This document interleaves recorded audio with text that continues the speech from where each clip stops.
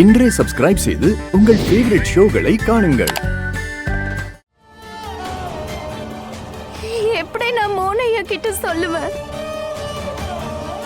கடந்த 7 வருஷத்துல ஒரு நாள் கூட நான் மோனையாவை நினைக்காம இருந்ததே இல்லைன்னு, அவரை பத்தி யோசிக்காம நான் இருந்ததே இல்லைன்னு எப்படி நான் மோனையா கிட்ட சொல்லுவேன்?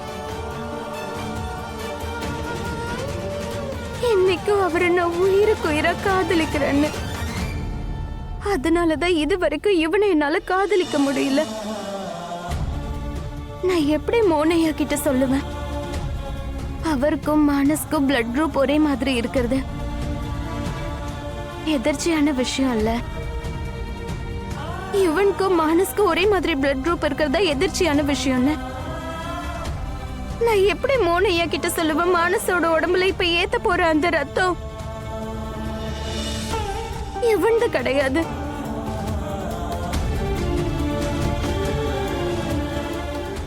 என்னோட மோனையாவோடது.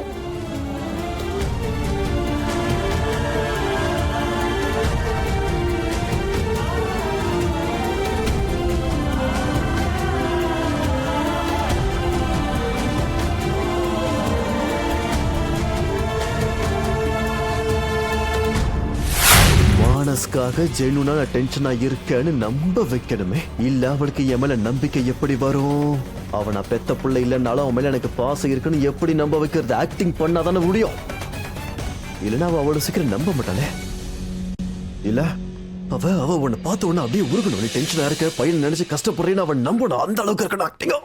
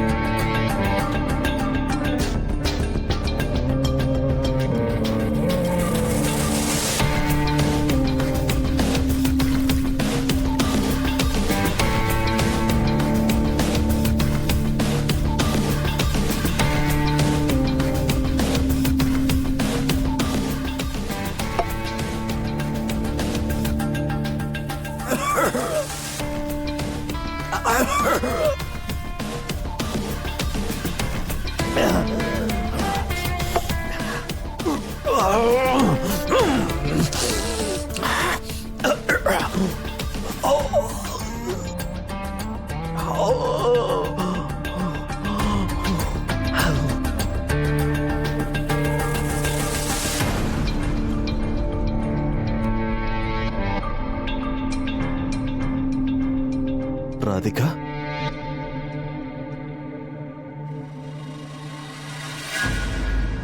ராதிகா, மானஸ் இவன் எங்க நம்ம புள்ள? இவன் நீங்க நீங்க என்னாச்சு உங்களுக்கு? என்கிட்ட மோகன் பண்ண சொன்னா மானசுக்கு அடிபட்டிருக்காமே, தலையில ஏதோ அடிபட்டு ஹாஸ்பிடலுக்கு கூட்டு வந்திருக்கீங்கன்னு சொன்னா. என் புள்ள எங்க? அவன் உள்ள இருக்கானா? உங்களுக்கு என்னாச்சு உங்களுக்கு? என் புள்ள எங்க? நீங்க முதல்ல நார்மலா இருங்க. என்னாச்சு உங்களுக்கு? என்ன விட எனக்கு என் புள்ளைய பார்க்கணும். என் புள்ளைய பார்த்தா எனக்கு உயிர் வரும். என் புள்ளைய பார்க்கணும். என் மனசை என்ன காட்டாம இவன் கொஞ்சம் அமைதியா இருங்க. உங்க நிலைமை பாருங்க. இல்ல ராதிகா, எனக்கு அமைதியா இருக்குன்னா என் புள்ளைய பார்க்கணும். என் புள்ளைய பார்க்கணும். என்ன கூட்டிட்டு போ. ஆனா இப்போ உங்க நிலைமை சரியில்லை டாக்டர். சொல்றது கொஞ்சம் டாக்டர் ஒரு நிமிஷம் என் ஹஸ்பண்ட் செக் பண்ணுங்க ப்ளீஸ். இவருக்கு என்ன ஆச்சுன்னு தெரியல. பையனை பார்த்தா போதும். ஐயோ ட்ரீட்மெண்ட் எனக்கு தேவை. என் புள்ளைய கொடுங்க. அவளை பார்க்கணும். நான் இங்க உட்கார்றேன். என் புள்ளைய ஒரு வாட்டி என் புள்ளைய போய் பார்த்துறேன். முதல்ல டாக்டர் உங்களை செக் பண்ணிட்டு அதுக்கப்புறம் நாம போய் மானஸ பார்க்கலாம். மானஸ் நல்லா தான் இருக்கா, ஒண்ணும் இல்ல. நீங்க கவலைப்படாதீங்க. இவரோட ஹார்ட் பீட் ரொம்ப ஃபாஸ்டா இருக்கு. வாட் சிஸ்டர், பேபி மெஷின் கொடுங்க. அதெல்லாம் ஒண்ணு இல்ல, நான் நல்லா இருக்கேன். எனக்கு என் புள்ளைய பார்க்கணும். முதல்ல என் புள்ளைய வெயிட் பண்ணுங்க சார், என்னோட வேலையை செய்ய விடுங்க. பேபி செக் பண்ண விடுங்க ப்ளீஸ். புரிய மாட்டேங்குது எனக்கு. என் புள்ளைய மானஸ முதல்ல நான் அவனை போய் பார்க்கணும். என்ன விடுங்க. அவனை போய் பார்க்கலாம். அதுக்கு முன்னாடி டாக்டர் செக் பண்ணட்டும். நீங்க ஒரு மாதிரியா இருக்கீங்க யுவன், ப்ளீஸ். என் புள்ள சார் மூச்சை இழுத்து விடுங்க ப்ளீஸ்.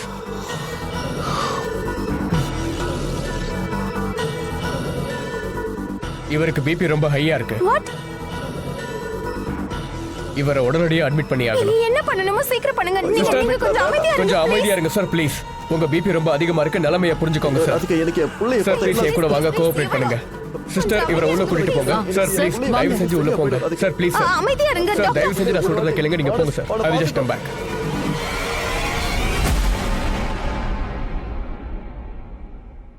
இவன் மானஸ பெத்த அப்பாவா இல்லனா கூட மானஸ் மேல அவர் எவ்வளவு பாசம் வச்சிருக்காரு.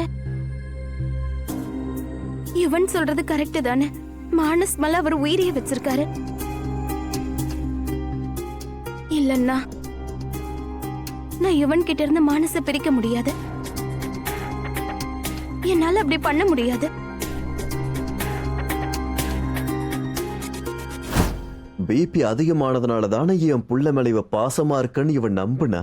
அவளுக்காக அழறேன், துடிக்கிறேன். இந்த குண்டு பயலுக்கு ஆன விஷயம் எல்லாத்துக்கும் நான் தான் காரணம். இனி ஒரு பையன் சொன்னாலும் நம்ப மாட்டான். இருந்தாலும் இன்னைக்கு கொஞ்சம் சந்தோஷமா இருக்கேன். எப்படியும் என் உழைப்பு வீண் போகல. அந்த மானசி என்னோட என் வாழ்க்கையில இருக்க பெரிய முள்ள அவன் போயிடுவான். இன்னைக்கு ராதிகா எனக்கு மட்டுமே சொந்தமாவா. உப்பு தண்ணியை குடிச்சாச்சு, பர்ஃபார்மன்ஸ் போட்டாச்சு. நீ என்ன பண்றது? சில நேரங்களில் நீங்க ரொம்ப அளவுக்கு அதிகமாவே சோதிச்சு பாக்குறீங்க ஆண்டவரே.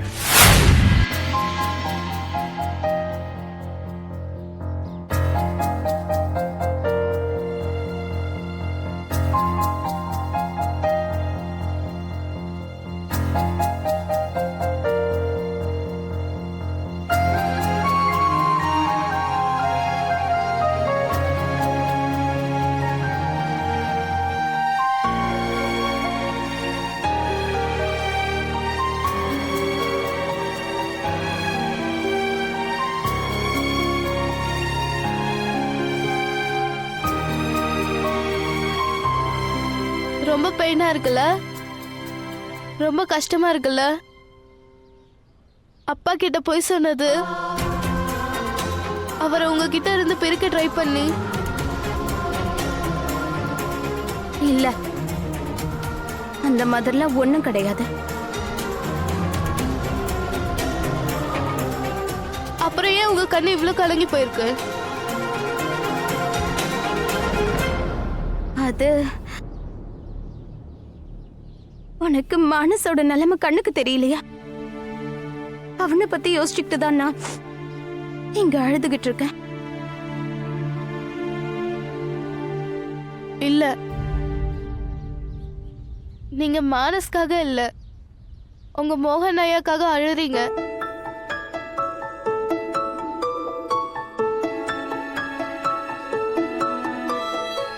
ஏன்னா அவர் எந்த அளவுக்கு இன்னைக்கு உங்களை காதலிக்கிறாரோ அதே அளவுக்கு நீங்களும் காதலிக்கிறீங்க.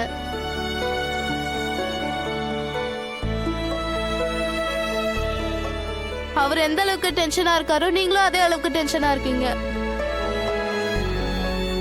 ஏன்னா இன்னைக்கும் நீங்க எவ்வளவு பெயினா இருக்கீங்களோ அவரும் அதே அளவுக்கு பெயினா இருக்காரு. இவ்ளோ பெயின் இருக்குல்ல, அப்ப உங்க பெயினையும் அப்பாவோட பெயினையும் ஏன் முடிச்சு வைக்க மாட்டேங்கிறீங்க? அவரோட லைஃப்குள்ள ஏன் திரும்பி வர மாட்டேங்கிறீங்க?